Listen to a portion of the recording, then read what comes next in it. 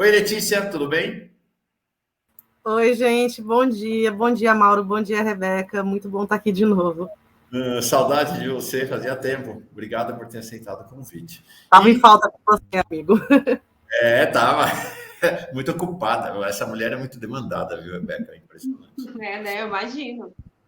Renato Judes, chega mais. Tudo bem? Seu Grêmio não perdeu, né? Esse fim de semana? Porque não jogou. Nem ganhou. Bom dia. Bom dia. Buenas e me espalho. Nos pequenos dou de prancha, nos grandes dou detalhe, como dizia um certo capitão Rodrigo Cambará, no frio porto-alegrense. Tô aqui me tremendo, mas mantendo a pose, né? Porque... Tô vendo com a camisa, com a agasalho do Grêmio aí. Legal. Muito bem-vindos vocês dois. Interessante que esse convite que eu fiz para vocês semana passada já tinha esse cenário se desenhando, mas esse fim de semana ficou ainda mais patente, acabou sendo o tema com o Miola, o tema com o Valério, que é esta questão do que está acontecendo com o fascismo aqui no Brasil. Falei da preocupação global, né? A pesquisa alemã, semana passada, chocando todo mundo, né? Com o partido da extrema-direita, FD, com maioria, a Espanha com possibilidade de vitória da extrema-direita, a extrema-direita crescendo em Portugal, na França, a possibilidade de vitória da extrema-direita nas próximas eleições. As pesquisas nos Estados Unidos estão de arrepiar, com o Trump empatado com o Biden. E aqui no Brasil, quando a gente achava que eles iam para debaixo da terra, estão botando a cabeça para fora de novo. O que está acontecendo com os fascistas brasileiros? Judes e Letícia, escolham aí quem começa. Alê, sempre Alê. Pronto. Sempre eu, tá bom. Então, eu acho assim, eles estão tentando se rearticular, né? A gente sabe que hoje a maior liderança de extrema-direita, mas não é a única, né? É o Bolsonaro ainda. A gente tem ainda partes da extrema-direita tentando criar outras lideranças. A gente está com uma tentativa aí em formação já tem algum tempo de colocar o Aldo Rebelo como uma dessas lideranças, né? Mas eu acho que tem a ver com desespero também, né? Eles estão vendo que as coisas não estão dando certo, com o Bolsonaro inelegível ficou muito pior para eles, só que aí eles vão tentar radicalizar cada vez mais, não só no discurso, mas também, né, nas atitudes. Uhum. Eu vejo também um pouco uma questão já posta lá em 2012, 2013, pelo camaronesa Chilembembe, sobre a falência da democracia liberal e como o fascismo, ou a remodelação do fascismo, ele dá uma alternativa. E a gente está, efetivamente, qual que é a alternativa no cenário geopolítico contemporâneo? Abraçar Vladimir Putin, por exemplo, que é um reacionário conservador, a gente tem um problema que ele também opera no nível de faltas de alternativa numa democracia liberal que está bastante abalada, que está ruindo, num sistema que efetivamente se esgota, e o botão de emergência é reafirmar valores centrais para o fascismo, como a questão da soberania, e aí é um conceito muito escorregadio, a própria questão do nacionalismo, da identidade, né? Quando a gente está falando de identidade, o ataque ao identitarismo, a gente tem que lembrar que não existe nada mais identitário do que a construção fascista de nação, e do que nada mais identitário do que o homem branco, né? Então, esse tipo de cenário também nos deixa um pouco sem alternativa. Eu estou, assim, esperando, e já começa a ter alguns resultados, mas a gente precisa de um resultado econômico na hora da geração de empregos para começar a arrefecer. Agora, a resposta do fascismo, que não acabou com a eleição, eu acho que está muito evidente. Quem acreditava nisso queria acreditar num passe de mágica, né? É se radicalizar, assim, esses rompantes de violência, porque efetivamente eles estão jogando num cenário que é propício, né? Que é um cenário de tentar restabelecer as instituições. A própria questão simbólica de atacar o Alexandre de Moraes é atacar a própria Estado de Direito, em certa medida, no nível simbólico para eles, né? Perfeito. Rebeca, tem uma pergunta aqui interessante do Tony. Você viu? Olha aí. Vi, sim. O Tony, ele pergunta, né? Falem sobre a extrema-direita estar usando o movimento Red Pill como pauta. Gente, esse movimento Red Pill, ele é um movimento de extrema-direita, ele surge na extrema-direita, ele, né, Explica o que é o movimento Red Pill, Letícia, para quem não conhece. O movimento Red Pill é um dos, digamos, uma das subdivisões do que a gente chama de machosfera, é onde você tem os misóginos militantes, você tem desde incels, Red Pills, pick-up artists, tem uma gama de outros grupos que são misóginos militantes, né, que lutam pelos direitos dos homens, como eles dizem, e o Red Pill foi justamente o que alcançou o mainstream, porque não que o discurso dele seja pior do que os outros discursos, mas é porque eles dão essa característica de coach, né, para homens que têm problemas com sua masculinidade. Então, acho que assim junta muito essa questão da cultura do coach com essa questão da misoginia militante. E aí eles ajudam, entre aspas, homens, né, principalmente, não só, mas principalmente homens brancos héteros.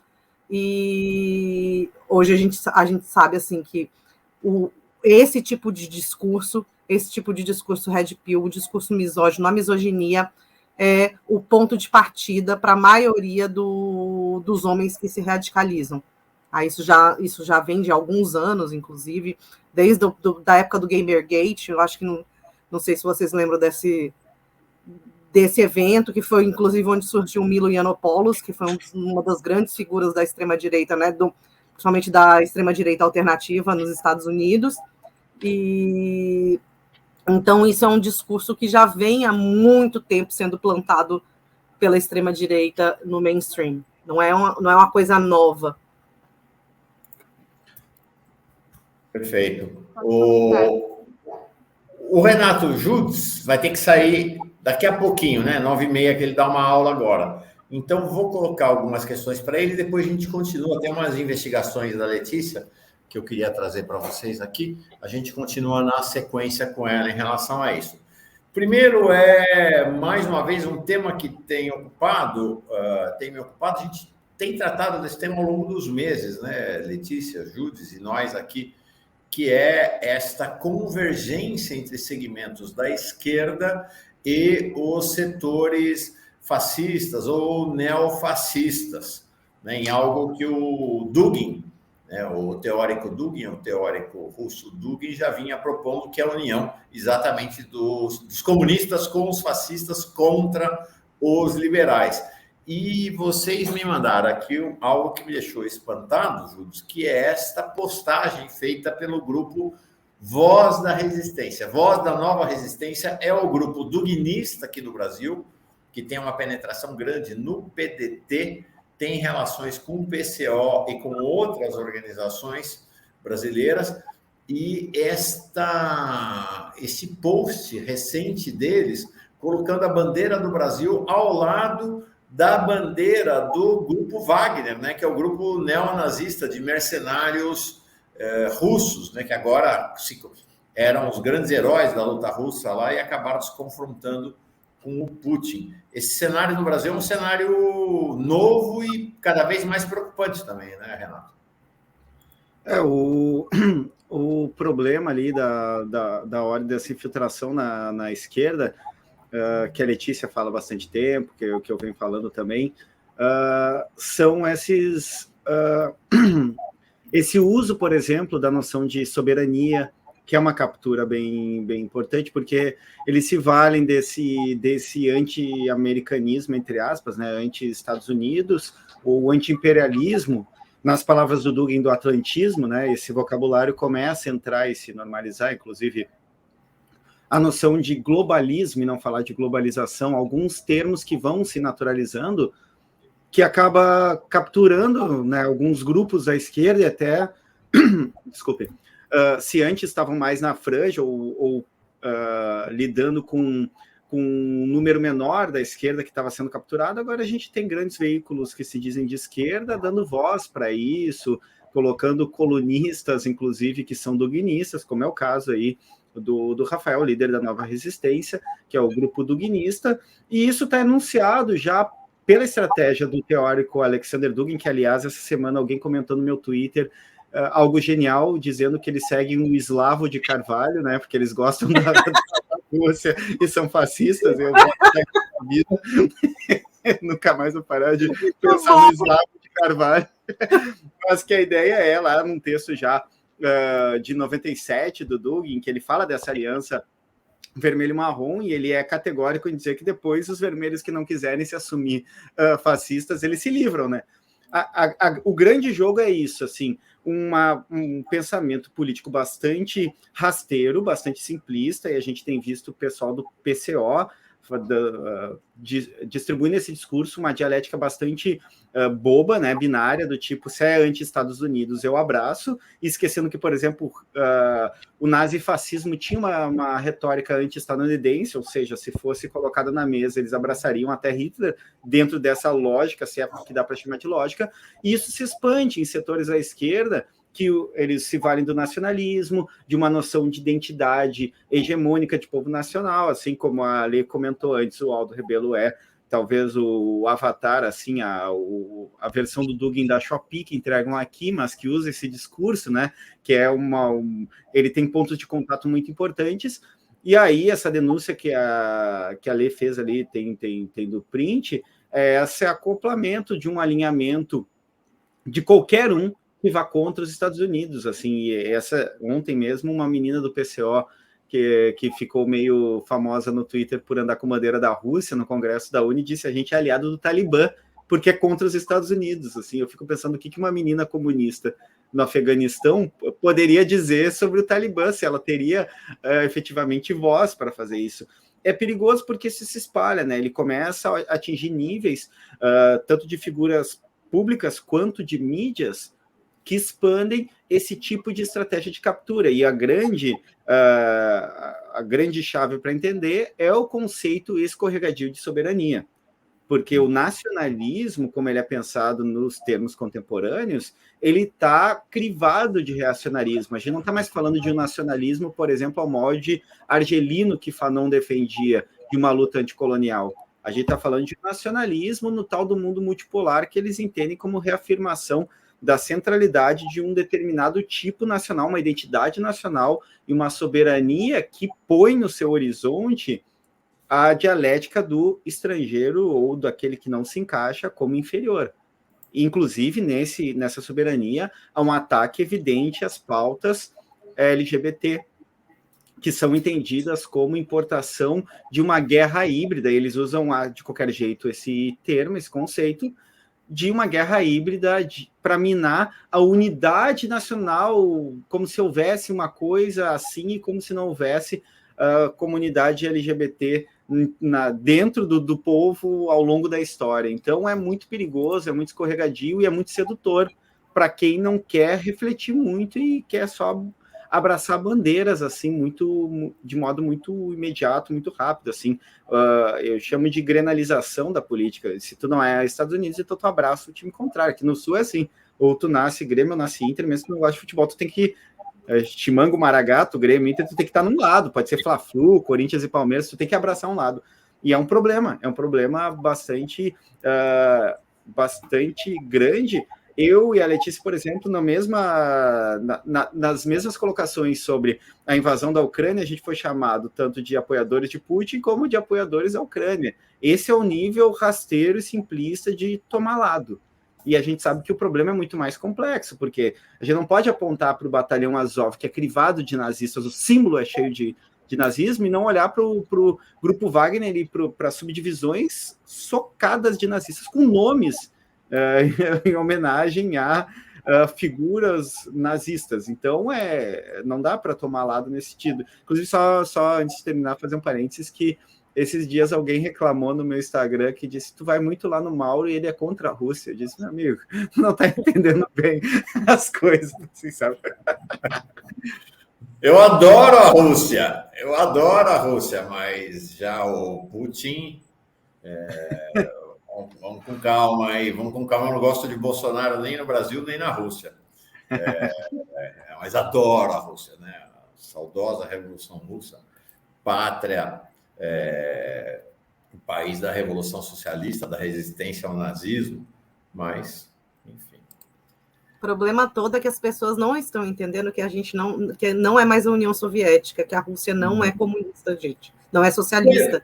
Letícia, pelo amor de Deus, a Rússia não é mais comunista. Não é mais socialista. Revelação. Mas é isso, as pessoas ficam, né, por causa do saudosismo, eu acho, realmente porque, né, o papel importante da Revolução Russa na nossa história e para a esquerda no geral, a gente ainda mantém, eu acho que isso tem que ser mantido justamente porque o que a gente tem visto hoje, depois a queda da União Soviética, é justamente a extrema-direita tendo cada vez mais, né, espaço na Rússia. É muito complicado, eles estão passando por né, o próprio Dugin chama esse processo de revolução conservadora, que é uma coisa que remete à revolução conservadora lá da Alemanha nazista, né, porque ele é como todos esses fascistas, eles fazem eles vão parasitando outros, né? Eles vão pegando um monte de coisa e misturando para formar a própria teoria, que é o caso do Dugin. E então, assim, eu não entendo, assim, para mim isso hoje é bem claro, assim, que Estados Unidos e Rússia, se a gente tem dois polos da extrema direita mundial, são esses dois países, tá? Então e assim, sobre o grupo Wagner, esse print é de abril, se eu não me engano, dos monitoramentos que a gente monitora, né, os canais neonazistas e neofascistas aqui do Brasil, e se vocês repararem, é uma foto de um brasileiro que foi compartilhada pelo Riverside of the Metal. O Riverside of the Metal, ele é uma das unidades do grupo Wagner, tá? E tem um brasileiro, aparentemente tem um brasileiro no Riverside of the Metal. Isso não é a Nova Resistência não está fazendo isso pela primeira vez, porque assim, antes do motim do grupo Wagner, eles todos defendiam o grupo Wagner, né? Assim, e eu não sei se vocês sabem também que o Prigozhin, ele é um dos grandes, o Prigozhin tem das grandes fábricas de desinformação lá da Rússia. Então, muitos propagandistas ligados a ele, inclusive um foi assassinado no começo do ano, e foi um dos motivos, eu acho, pela revolta do Prigozhin, porque ele viu que isso poderia acontecer com ele também. E a Nova Resistência fazia parte dessa rede de propagandistas. Aí, no dia que começou o motim, eu vi um monte de propagandista russa dizendo: não, eles são nazistas. Até ontem eram heróis, agora viraram nazistas. Então, assim, a gente... antes da existência do grupo Wagner, que é isso que eu queria falar também, por isso que eu pedi para botar para ver a ligação da Nova Resistência com esse povo, tá? Antes de existir o grupo Wagner e antes de existir a Nova Resistência, tá? Existiam outras... reportagem aqui, fazendo o perfil desse Rafael Luzvarg, é de 2019, né, Letícia? Isso. O que acontece? O Luzvarg, ele foi um dos garotos propagandas da Rússia quando começou o conflito no Donbass. Ele foi para lá em 2000, ele foi para a Ucrânia, né? Na verdade, ele foi para as repúblicas, na época que era, né, a área separatista no Donbass, que é Donetsk e Luhansk, tá? Ele foi lutar com um exército popular separatista, eu não lembro o nome, isso está tudo no artigo, mas ele foi recrutado aqui na época por uma organização franco-sérvia, que é ligada a movimentos neonazistas lá da França, tá? E ele foi recrutado por essa organização essa organização, eu até esqueci o nome agora, de manhã eu não funciono direito, então, mas daqui a pouco eu lembro o nome. Unidade Continental, Unité Continentale era o nome da organização. Essa organização recrutava no mundo inteiro para lutar nos exércitos separatistas russos, tá? Isso em 2014 e 2015. A gente teve mais de 10 brasileiros que foram para lá, E o Luz Varg, ele estava lutando dentro, a unidade dele estava subordinada ao Russir, ou Batalhão Viking, tá? Que é a unidade neonazista do Wagner, que existe até hoje, inclusive. O Russir existe até hoje. E ele formou, né, esses nomes eu sempre me fujo, mas ele fundou uma unidade internacional que chamava primeiro Unidade Internacionalista Che Guevara, uma coisa assim, comandante Ernesto Che Guevara, esse era o nome, eu acho que antes dele chegar lá. Quando ele chegou lá, ele mudou o nome da unidade para Tim Vikernes, em homenagem ao Varg Vikernes, que é um neonazista norueguês, que tem ligação com as bandas de black metal lá da Noruega, foi preso por assassinar um colega de banda. Enfim, depois, quando o Breivik cometeu o atentado lá na Noruega, uma das pessoas para quem ele mandou o manifesto foi para esse cidadão aí. E o Luz Varg, ele era nazista, abertamente nazista. Isso tem no artigo, eu falo bastante isso. E no artigo também eu mostro que, na época, o Rafael Machado, tá, que ele só tinha o blog, o Legio Victrix, e o Álvaro Hauschild, que ficou conhecido como o Júdice pode falar um pouco melhor dele, porque ele ficou famoso como o neonazista da URGS.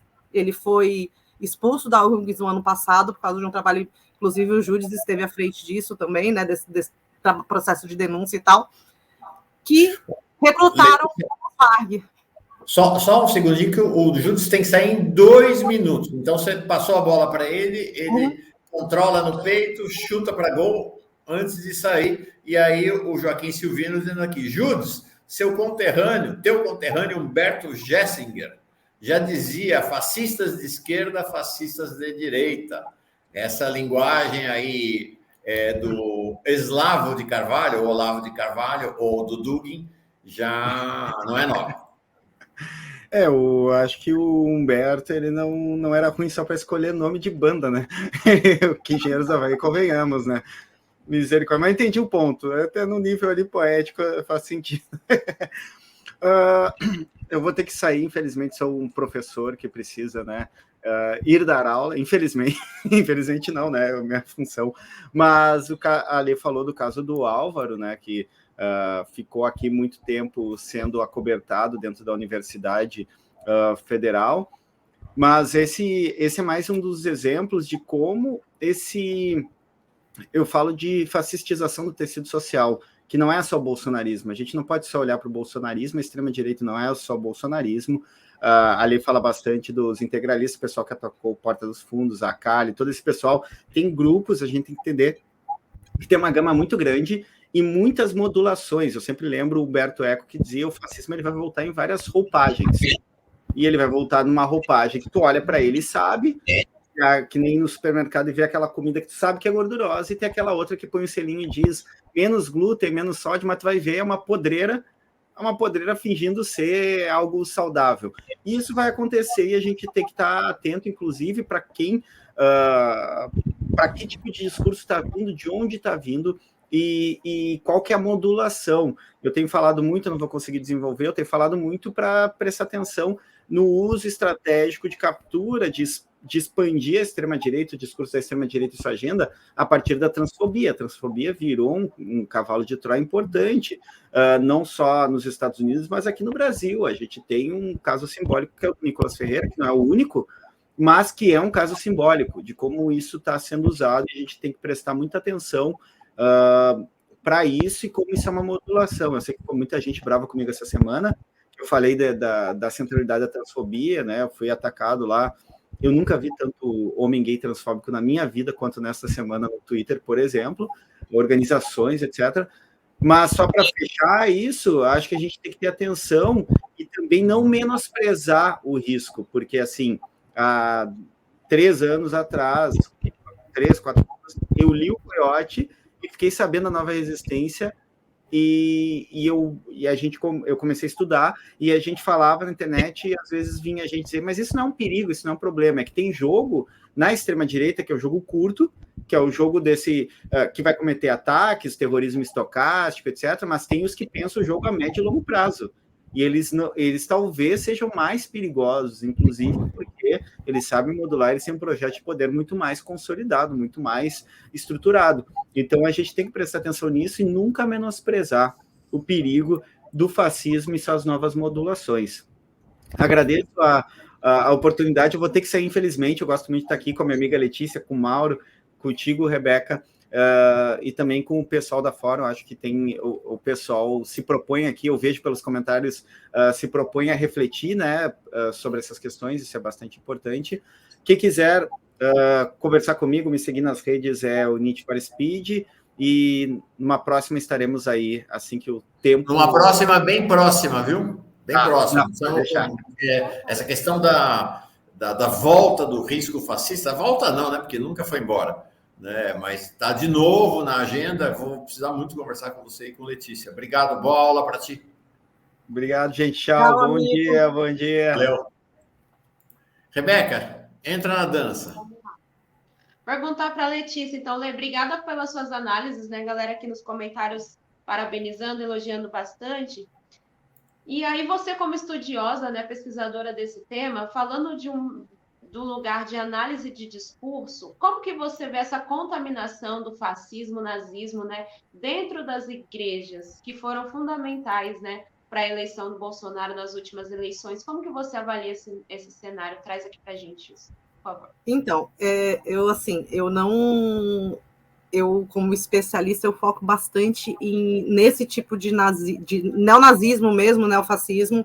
Eu não tenho muito conhecimento sobre essa infiltração do discurso fascista dentro das igrejas, coisa assim, além do que a gente já sabe na mídia, entendeu? Assim, eu prefiro não falar sobre um assunto que eu não conheço tão a fundo para não falar bobagem. Mas a gente teve, sim, essa captura, né? E pelo que eu posso perceber, assim, eu lembro que isso começou, se eu não me engano, em 2010, a gente teve uma virada ali em 2010, que foi a primeira eleição primeira campanha, né, acho que foi 2009, a primeira campanha da Dilma, tá? Que foi Dilma contra a Serra, e que o Serra trouxe à tona a questão do aborto, né, que a Dilma era a favor do aborto. Eu sei que tem pesquisadoras que trabalham com essa hipótese, inclusive, e que foi aí, justamente nesse período, que a gente começou a ter uma virada de chave dentro da bancada evangélica, principalmente, né? Dos evangélicos que apoiavam que apoiavam o Lula até então, e começaram, e assim, é uma coisa estranha, porque o aborto aqui no Brasil sempre não era uma questão as igrejas evangélicas, os pastores não falavam muito nisso. O aborto, isso nos Estados Unidos aconteceu também. O aborto era uma pauta, né, ser anti-aborto era uma pauta dos católicos e não dos evangélicos. Então foi sendo... O próprio Edir Macedo falava muito, né, sobre que ele sempre falava muito, não, mas tem vídeos dele falando que ele era a favor do aborto. Então, assim, você tem essa captura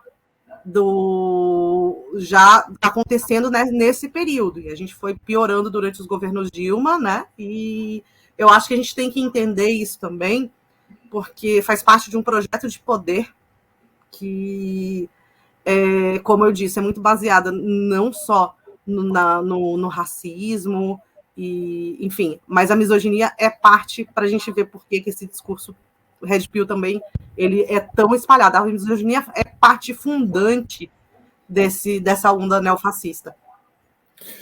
Você e o Renato têm manifestado preocupação crescente com o que vocês chamam de ingresso nas correntes de esquerda, nas mídias de esquerda, do pensamento neofascista, do pensamento negacionista, né, do pensamento conspiracionista. Você me mandou essa semana dois artigos que, de fato, me chamaram a atenção em relação a esse tema aqui, do jornalista Pepe Escobar né? Esse aqui de 2020, no qual ele fazia crítica das vacinas contra a Covid e pregava e apoiava o médico francês, que hoje, inclusive, foi condenado mais de uma vez na França por seu negacionismo, e que era o grande propagandista, Didier Raoult,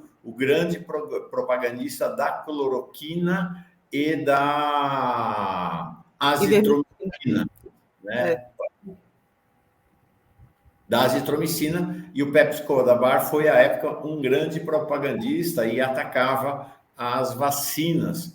Não foi uma questão de ocasião, né? Eu recebi também este vídeo aqui de 10 dias atrás, numa palestra aqui no Brasil, mais uma vez atacando as vacinas. Do Great Reset, que inclui tudo: a despopulação, vacinação em massa de tudo com vacinas não provadas, que agora já está mais do que comprovado que tudo aquilo não era vacina porra nenhuma. Isso a gente já sabia na época, mas agora tem documentos provando.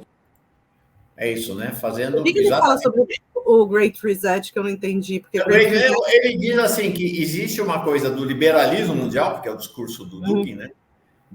O Great Reset, ou seja, começar tudo, zerar tudo. Gente, isso aí é uma teoria da conspiração usada pelos neofascistas, né? Assim, isso é escancarado. E assim, quando a gente começou a fazer as denúncias, de que a nova resistência estava se infiltrando no PDT, a gente teve essa dificuldade, como o Judis falou, 3 anos atrás, assim, porque eu já estava monitorando eles desde 2014, então eu acompanhei todo o período deles de aproximação com o PDT. Eu era muito atacada, tá? E as pessoas diziam, em 2018 eu já avisava, a coisa tá estranha ali no PDT, e, né, eu estava vendo essa aproximação já. E em 2019, quando a gente começa a fazer essa série, a primeira série o Coyote já tinha publicado outros artigos, só que artigos traduzidos, né, sobre o Dugin.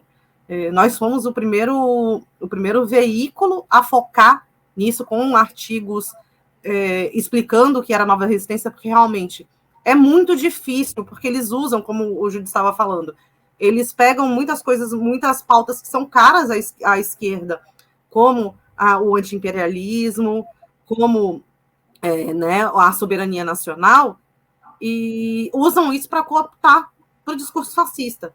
E é muito fácil a gente ver assim, que o Pepsi Escobar, por exemplo, ele já não é de hoje, tá? que ele é propagandista do Dugin, tá? Já tem muitos anos, inclusive na época que ele não era nem do... Ele não era do 247, ele era do Duplo Expresso ainda, tá? A gente já fazia as críticas, e o Duplo Expresso não tem o alcance que o Brasil 247 tem. E assim, ele participa de eventos promovidos pelo Dugin, né, pelo círculo do Dugin direto, eventos com a Nova Resistência. Inclusive, a Nova Resistência esteve nessa palestra, que foi no Rio Grande do Sul, se eu não me engano. Essa palestra foi em Porto Alegre. A Nova Resistência esteve lá para, né, prestigiá-lo, tirou foto com tudo. Então, assim, não me surpreende que agora o Brasil 247 esteja colocando um artigo do Rafael Machado, tá? Assim, isso não é nada surpreendente. O que eu quero saber é o seguinte: o que essas pessoas vão fazer, porque é muito importante a gente entender assim, esses caras, eles são perigosos, esses caras vieram, parte da nova resistência veio dos grupelhos nazistas, neofascistas, radicais, que já estavam no Brasil há mais de 10 anos, né? Que aí foi a outra coisa que eu falei para você, que foi com aquela prisão do mercenário que fazia segurança, do traficante Dom, lá no Mato Grosso do Sul. Lá, vamos falar disso. Conta dessa história, então. Esse link aí é um link bem importante. Você quer esta imagem ou quer aquela outra? A dele sendo preso, do Yuri sendo preso. Aqui, ó. Essa aqui é a reportagem do jornal O Tempo, né? Mas tem uma foto dele sendo preso que mostra isso aí. Tá? Então, assim, claramente ele é um neonazista, tá? E aí depois que eu... Esse sujeito chamado Yuri Silva de Guzmão, conhecido como Légio, quem é ele? Então, ele fazia parte de um grupo, porque assim, a Nova Resistência ela foi criada justamente para fazer ela é hoje o que era o movimento Pátria Nossa, que é esse movimento do qual o Yuri faz parte, que era um movimento criado para unir os vários fascistas de diversas vertentes em um movimento só, tá? O Yuri, na época, assim, em 2013, a gente teve 2 eventos em Belo Horizonte que viralizaram, inclusive, eles foram presos, esse pessoal do movimento Pátria Nossa, foram presos em Belo Horizonte, mas eles não atuavam só em Belo Horizonte, eles atuavam também em São Paulo. O movimento Pátria Nossa, eles tinham um cara que ficou famoso, que era o Donato de Mauro, o Tim, que era um neonazista. Esse pessoal já atuava lá em BH, eles saíam no centro de BH enchendo o saco, tentando bater nas pessoas, enfim, coisa que gangue neonazista faz mesmo em cidade grande. E eles foram presos porque é o seguinte: primeiro aconteceu um trote de cunho nazista no acalorada da Faculdade de Direito da UFMG. Isso eu acho que tem as imagens aí, eu te mandei, onde um dos alunos estava usando um bigode de Hitler e fazendo, né, a saudação romana, e a outra foto, eles botaram uma menina, pintaram ela, assim, desculpa falar, bem assim, agressivo, pintaram uma menina de marrom e colocaram ela em correntes e escreveram Caloura Chica da Silva. Esse rapaz, o Gabriel Espínola, ele foi expulso da UFMG por causa disso. E um tempo depois, o Donato, que é esse outro cara que eu falei, viralizou porque ele postou uma foto dele mesmo enforcando um morador de rua negro, tá? E a partir disso, a polícia foi atrás dele, eles foram presos, inclusive, na época, uns amigos me pediram ajuda para rastreá-lo, porque ele tinha fugido de BH, eu consegui encontrá-lo na casa da namorada, no interior de São Paulo, tá?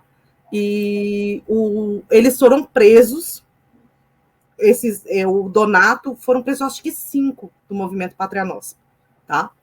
E quando eles foram presos, um dos caras que foi preso estava com várias fichas de inscrição no MPN e com uma carta do Jair Bolsonaro. E aí que a gente vai entrar na história. Tem uma das matérias do Tempo que depois eu posso mandar para você, que esse vídeo não está mais disponível, tá? Mas essa matéria conta a história de como o Gabriel Espínola e mais um outro membro do movimento Pátria Nossa, o Gabriel Espínola, lembra, é o cara do trote, tá? Eles participaram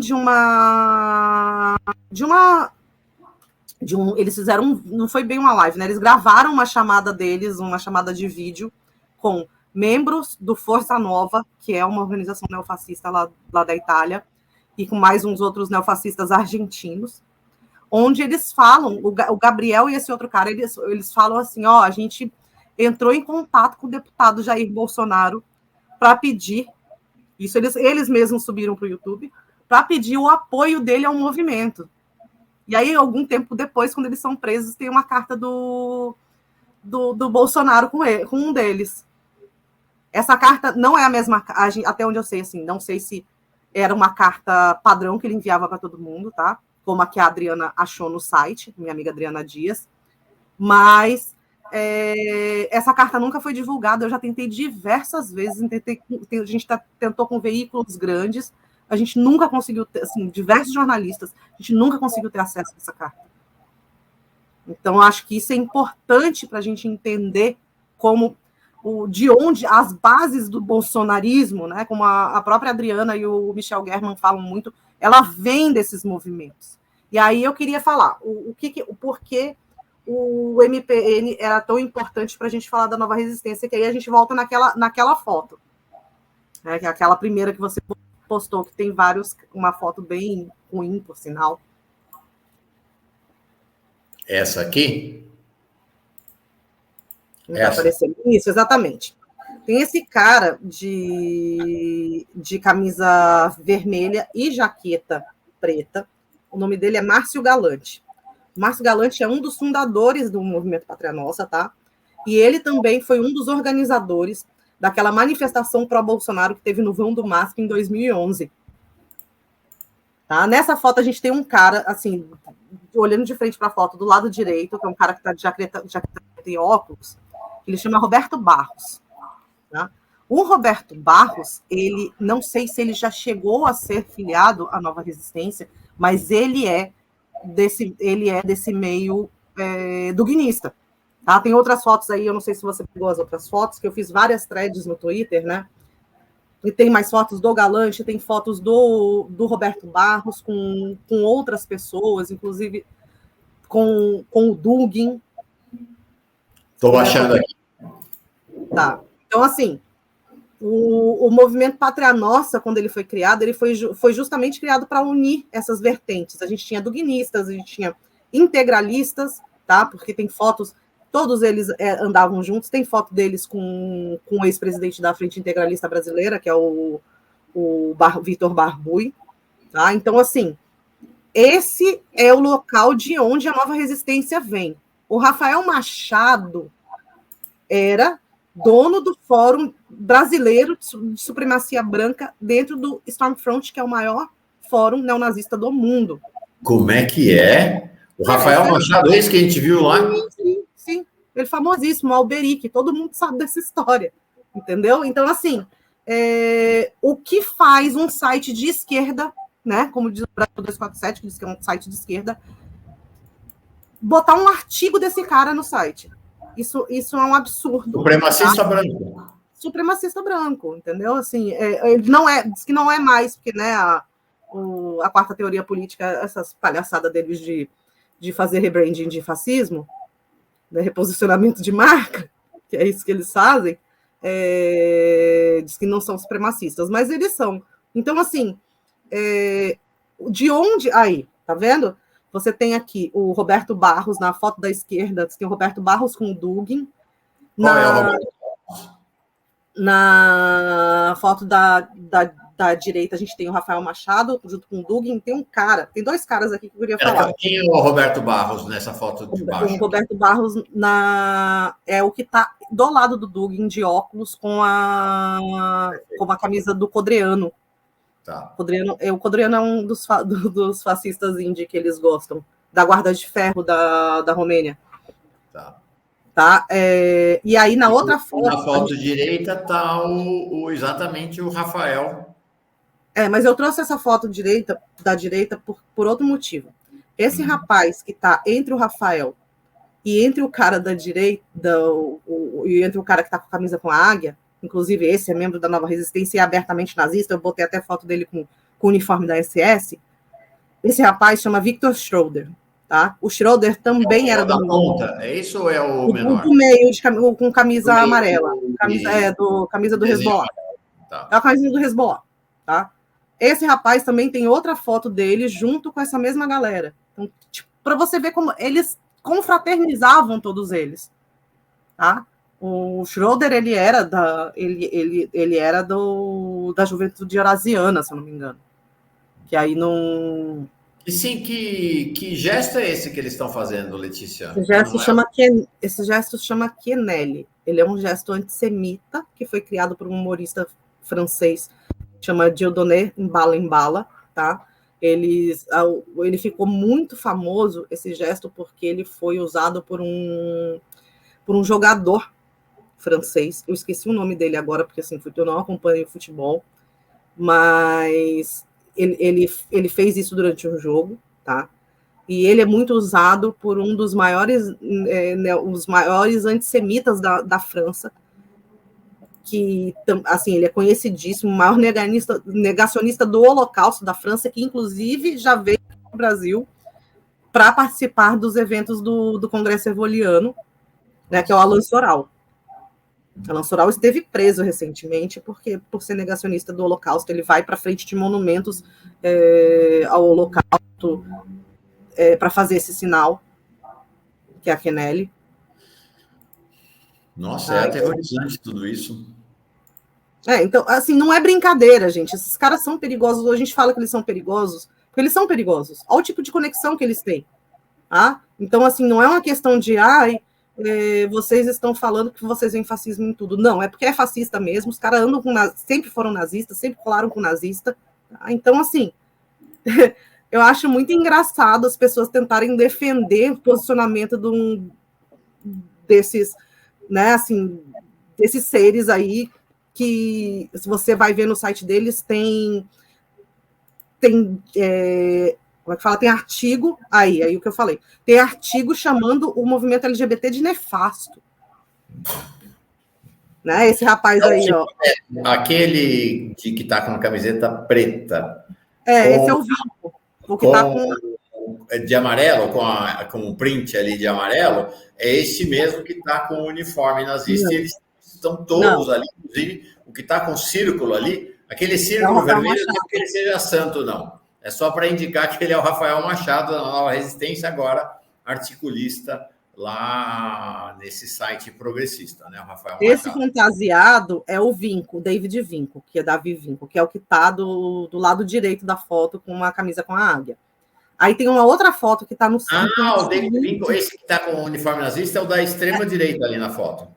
E ele é da Nova Resistência. Tem uma outra foto que está nessa mesma... Se você puder botar as outras fotos que estão nas threads, que tem mais foto. Aí tem foto do, se eu não me engano, do Schroeder com o Barbui e o Galante, Márcio Galante, que é o primeiro que organizou a manifestação para Bolsonaro.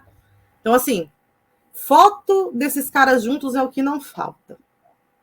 Tá? Então, eu quero dizer assim, todo mundo que está na esquerda, que está dando espaço para esses caras, eu quero saber o seguinte, quando esses caras começarem a serem presos, porque isso vai acontecer, tá?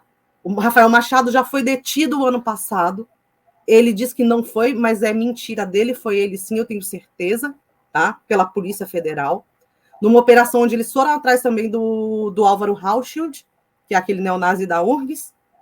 Então, assim, quando esses caras começarem a ser presos, vocês vão falar o quê? É isso que eu quero saber. Vocês vão defender também? Né? Porque, assim, impossível. As provas são escancaradas de que eles são neonazistas. Por que as pessoas estão trazendo esses caras para dentro da esquerda? O PCO mesmo é uma coisa que eu já desisti.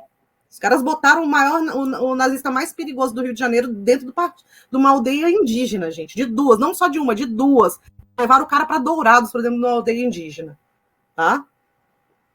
Eu vou passando aqui, você vai pontuando, tá? O que você quiser. Tá? Então, assim, qual é a desculpa para manter esses caras nos nossos espaços? Além de ser perigoso para a gente, é muito perigoso para a gente manter esses caras, tá? No nosso meio, nos nossos espaços. Aí o que eu falei aqui do pessoal fazendo a saudação nazista. Então, aqui na esquerda de terno, parece o Sinforoso, parece um boneco de ventríloco, é o ex-presidente da Frente Integralista Brasileira. Cacete. Aí você tem o Barros, né, que é o que está em todas as fotos com a Nova Resistência, que eles estão sempre juntos, ele é, não sei se, como eu disse, não sei se ele chegou a ser da Nova Resistência, e o Schroeder também, de camisa preta, o baixinho ali. Ou seja, esses que estão aqui, todos eles estão nessa foto aqui. Todos eles não, esses dois aqui estão nessa foto. Só o Schroeder. O Schroeder, mas aqui o outro Barros também ao lado do Dudu. Isso. Nossa, Letícia, é impressionante. Impressionante. Entendeu? Então, assim... Que medo. Isso, Rebeca, a gente fala... A gente começou no Coyote a fazer esses artigos em 2019. Mas isso eu denuncio desde 2015, que foi quando foi fundada a Nova Resistência, tá? Uhum. Porque eles tentaram, quando eles começaram aqui, inclusive, eles foram se infiltrando entre, tipo assim, tudo que você imaginar, inclusive entre feministas, tá? Então, o que a gente pegou, assim, muito eles tentando se aproximar das feministas comunistas, das feministas, né, marxistas, Então, assim, e também das feministas radicais, né? Então, assim, a gente viu, eu fui vendo isso. As Hardfem, né?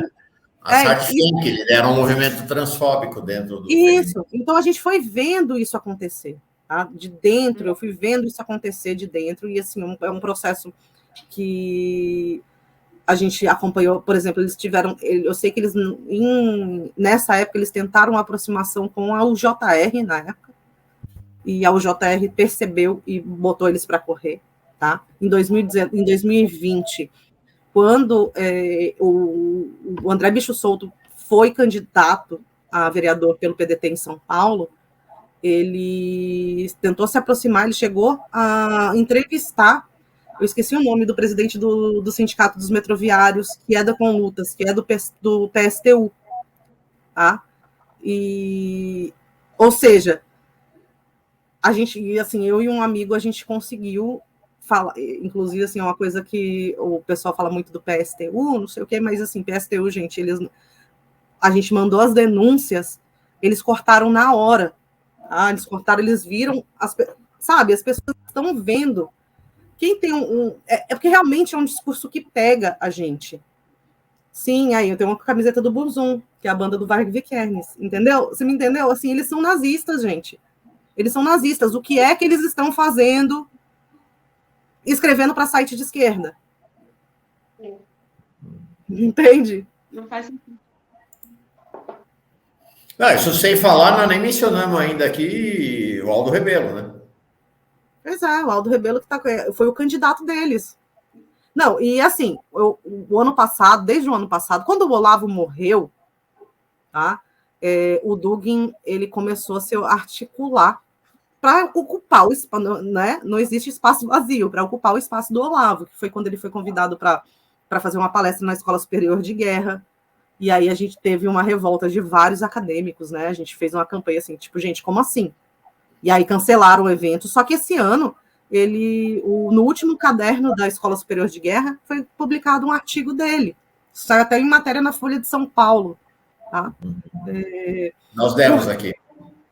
Então, assim, a gente está vendo que eles, assim, a gente fala muito do bolsonarismo e deixa de lado essa galera que está muito sorrateira, se enfiando em tudo quanto é espaço político, e principalmente em espaços de política institucional. Tá? Eles têm proximidade com a Embaixada de Belarus, eles têm proximidade com o corpo diplomático da Rússia. Tá? Eles fizeram um evento, eles organizaram um evento junto com a Agência Estatal de Notícias, que é a TASS, sobre multipolaridade, que contou até com um recado do Lavrov para eles. Tá? Vocês estão, assim, eu acho que a gente tem que deixar as coisas bem claras aqui. Quem que apoia eles aqui? E aí eu não estou falando assim, você, né, geralmente tentam me taxar de anticomunista por criticar a Rússia não é socialista, a Rússia, né, imagina um Estado comunista, isso não existe.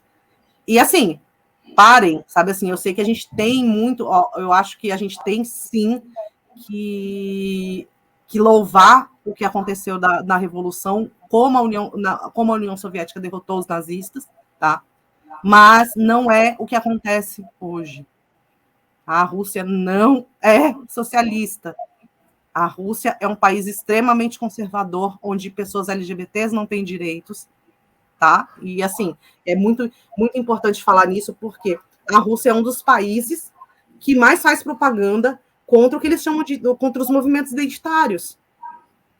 Tá? Não vem só dos Estados Unidos, da extrema-direita dos Estados Unidos. E a extrema-direita dos Estados Unidos, inclusive, apoia a Rússia na guerra contra a Ucrânia.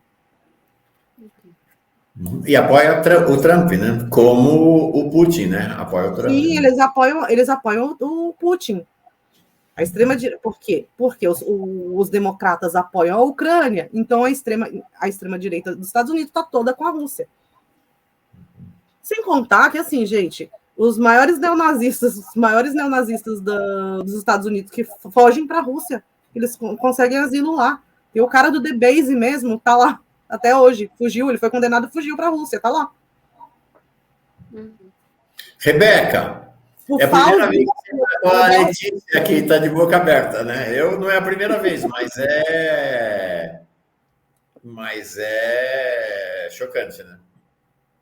É chocante, é um absurdo, né? E deixa a gente cada vez mais em alerta, né? Em relação a esse pessoal. Não acredito realmente, como a Letícia e o Júlio trouxeram aqui, que tenha acabado essa mobilização desses grupos e precisamos ficar atentos para o que vem aí, né? Que a gente tem os militares, tem toda essa galera que age aí por debaixo dos panos e a gente precisa ficar muito atento com os próximos passos deles e Letícia e Júlio fazem um trabalho essencial para a gente, investigando, acompanhando, né? Monitorando os passos dessa gente aí que, olha, não tem nem palavras para classificar, né? São criminosos, terroristas e, enfim, racistas, misóginos, homofóbicos, tudo que tem de ruim, né, Letícia? Gente, assim, eu fico muito triste em ver parte da esquerda se reivindicando revolucionária e dizendo que eles são contra as pautas identitárias, porque isso é pauta dos Estados Unidos, globalista. A gente está falando de direitos humanos, sabe? Acho que é um dos principais nortes que a gente tem que ter. Isso. Por exemplo, a Nova Resistência, eles atacam pesado a Sônia Guajajara. Assim, os ataques contra ela são horrorosos, e parte da esquerda, durante aquela época que teve aquela questão do IBAMA, se você fosse ver as análises, né, de interação, eles estavam todos interagindo com a Nova Resistência. Ou seja, você diz então que o Dugin hoje, do ponto de vista conceito político, de conceituação política, está ocupando o lugar que foi do Olavo de Carvalho.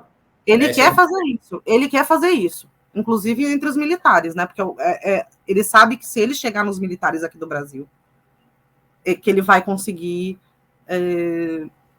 né, realmente virar essa extrema-direita brasileira.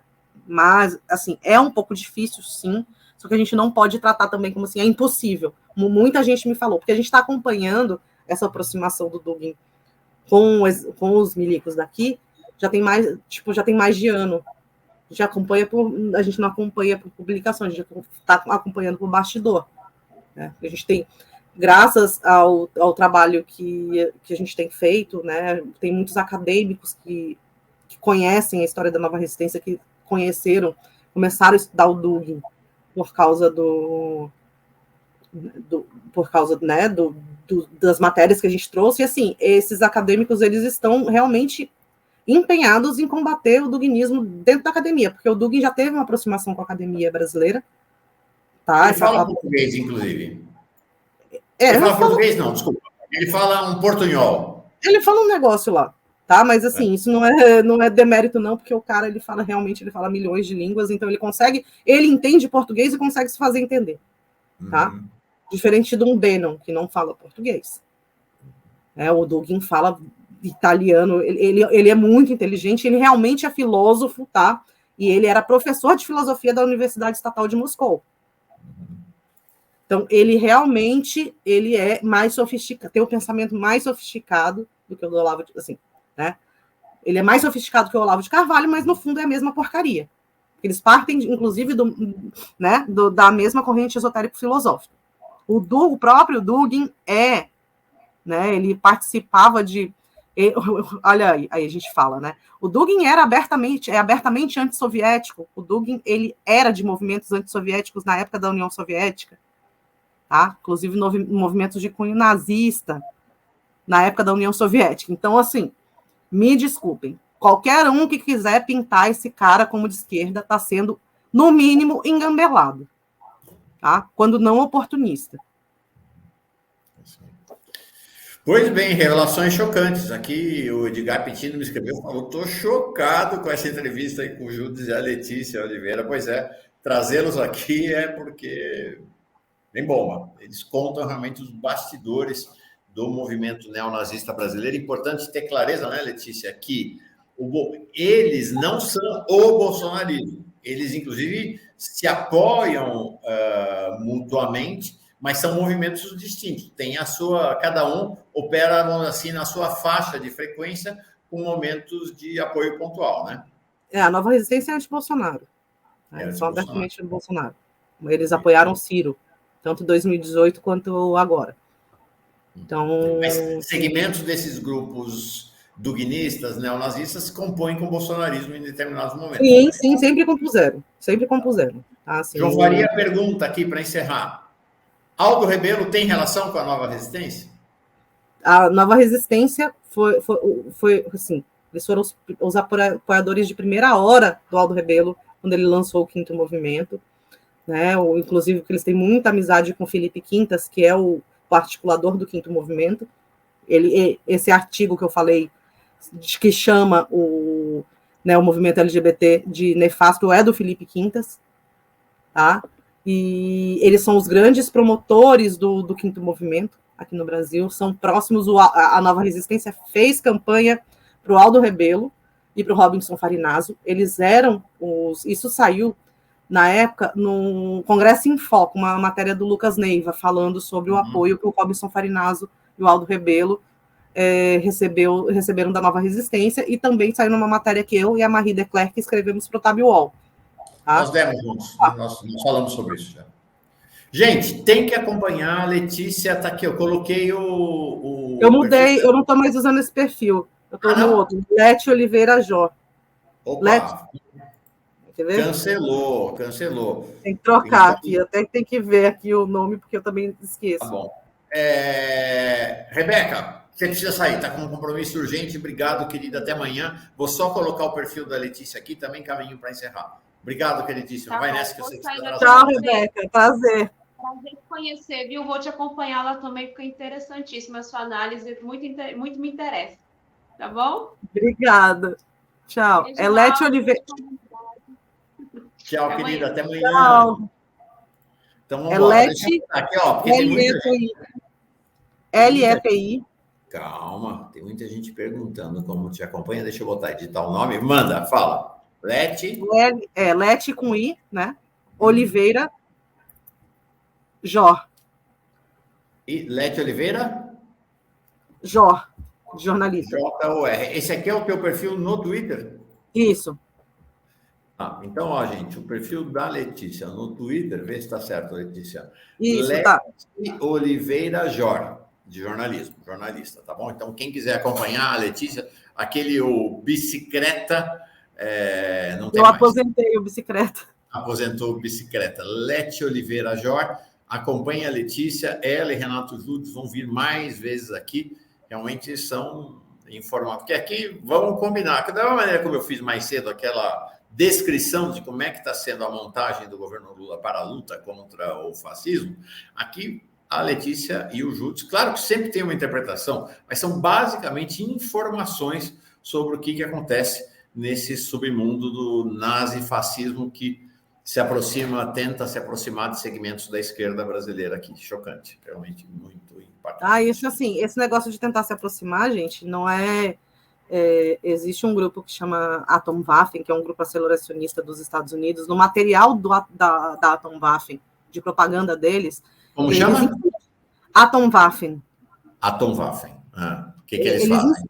Não, eles ensinam e eles incentivam a se infiltrar na esquerda. A gente está passando por um período... Assim, quem estudou o nazifascismo histórico entende que isso não é uma coisa de agora, tá? E assim, mesmo no neofascismo, neonazismo, a gente já tem esse tipo de estratégia sempre foi usada, tá? A Aliança Vermelho-Marrom, ela vem, acho que da nova direita francesa, inclusive, seria, né? O que o Dugin pretende é juntar os comunistas, nacionalistas e os nazistas e fascistas sob o comando dos nazistas e dos fascistas. Aí, o nome do partido nazista alemão era Nacional Socialista, né? Então, esse tipo de cooptação sempre existiu, de usar os nossos símbolos, de usar as cores, né? Assim, para atrair a classe trabalhadora para o discurso fascista, a classe trabalhadora que tinha afinidade com o socialismo, tá? O uso do socialismo no nome foi justamente do Partido Nazista foi justamente para isso, o uso da cor vermelha também. Então, assim, eu acho que a gente precisa parar e entender, né, assim, até aquela frase que que rolou aqui mais cedo, fascismo de direita e fascismo de esquerda. Não existe fascismo de esquerda, tá? Uhum. O fascismo é de extrema direita, e o fascismo é uma ideologia que eles são perniciosos e eles parasitam, tá? Todo o campo político, porque tanto a esquerda quanto a direita, da direita é mais fácil eles conseguirem, né? A gente viu o que aconteceu aqui com a transformação da direita brasileira, praticamente toda em extrema direita, e aí o que eles fazem? Eles vão atacando pela esquerda também, porque a intenção deles é fascistizar toda a sociedade. Então, a gente precisa estar de olho nisso, a gente precisa entender como o fascismo opera, como essa lógica fascista de tomar todo o campo político, tá? À esquerda ou à direita. Obrigado, Letícia, querida. Demais. A Mariatinha pergunta, no Instagram não aparece o perfil da Letícia. Não, esse perfil é o do Twitter, tá? Eu não uso Instagram, gente. Tá bom, Mariatinha. A única coisa que eu uso é Twitter. Detesto. Bom, você promete que você volta? Prometo. Então tá bom. Então fico feliz. Já alegrou minha segunda-feira. Beijo, obrigado, Letícia. Foi ótimo. Um beijo. Tchau, gente. Tchau.